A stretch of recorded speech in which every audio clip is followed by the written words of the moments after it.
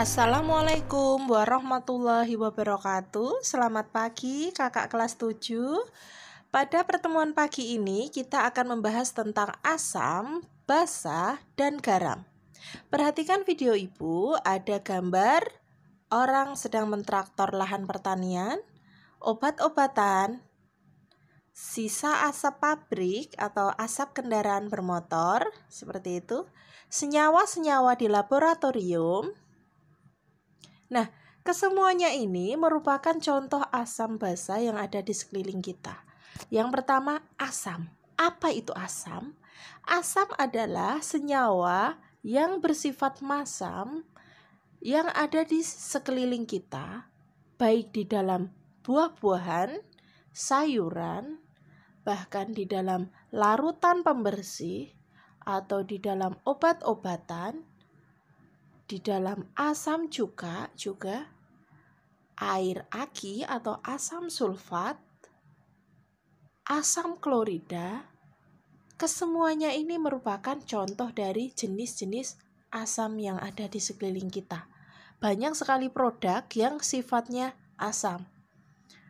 Bahkan untuk vitamin C yang sering kita konsumsi juga dia akan bersifat asam. Soda, pembersih.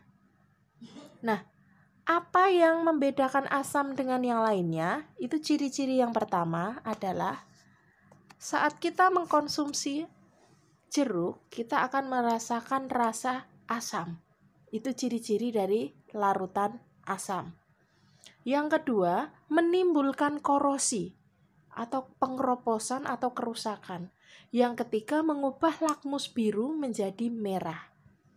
Asam itu bisa juga disimbolkan dengan asap kendaraan bermotor, asap sisa limbah pabrik, yang akibatnya apa? Akibatnya saat berada di atas awan akan menimbulkan hujan asam yang menyebabkan korosi di patung-patung di permukaan rumah-rumah di atas bumi. Bagaimana proses terjadinya?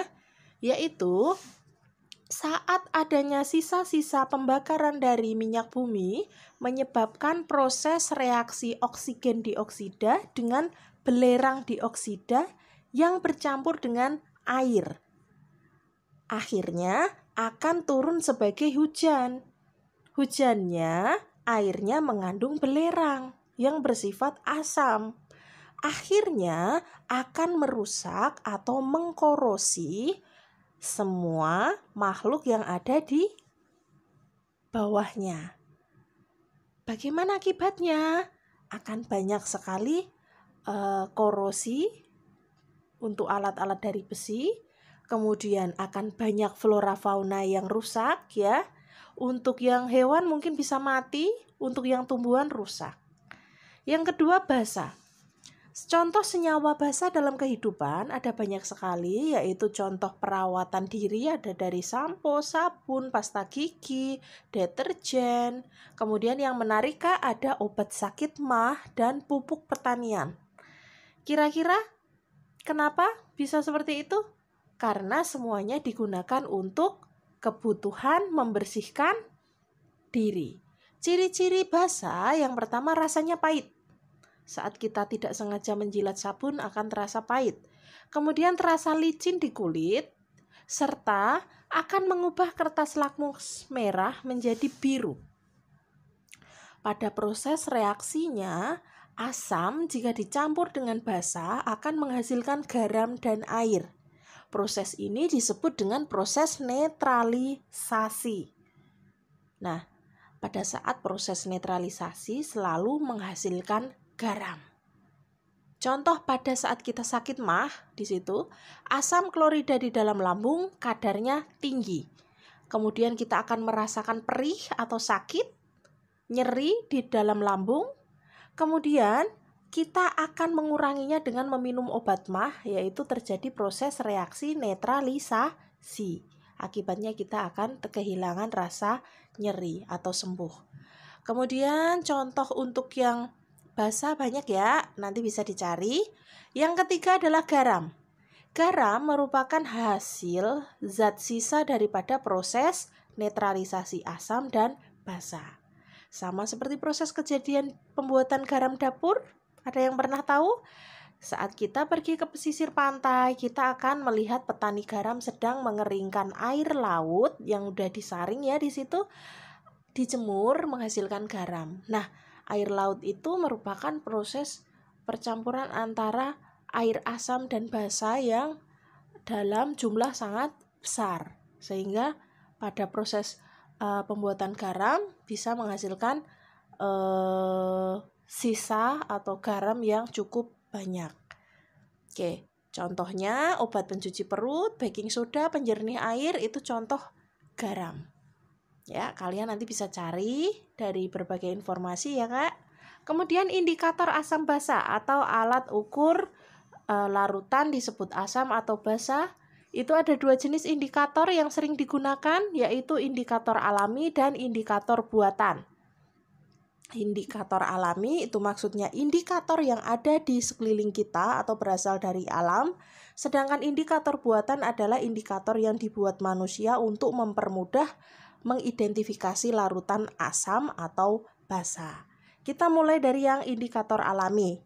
Ada dari 4 jenis tanaman: kubis ungu, bunga mawar, bunga sepatu, dan kunyit.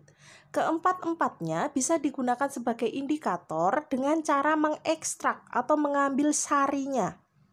Kemudian bagaimana? Dicampurkan ke larutan asam atau basa. Ibu ambil contoh, saat kita menggunakan ekstrak kunyit saat dicampur dengan larutan asam, dia akan berwarna orange. Biasa, tidak berubah. Saat dicampurkan ke basa, dia akan berubah menjadi merah bata atau merah tua. Kalau ubi ungu bagaimana? Kubis ungu, ekstraknya diperoleh dari rebusan airnya. Saat ditambahkan ke cuka, dia akan berwarna merah. Saat ditambahkan ke deterjen, dia akan berwarna hijau. Berarti deterjen basa, cuka asam. Sari bunga sepatu bagaimana? Saat diteteskan ke cuka, dia akan menjadi merah. Saat diteteskan ke deterjen, dia akan berubah menjadi hijau. Nah, ketahuan ya. Kalau indikator buatan, kita lebih familiar dengan nama kertas lakmus. Saat dia lakmus merah dan biru, ini akan berubah warna saat mereka dimasukkan ke dalam larutan. Nggak usah bingung, lihat saja hasil akhir dari kertas lakmus. Jika tetap merah menjadi merah berarti asam, kalau merah menjadi biru berarti basa. Kebalikannya ya, nanti bisa dipelajari lagi. Terima kasih untuk pertemuan hari ini, semoga bermanfaat. Wassalamualaikum warahmatullahi wabarakatuh.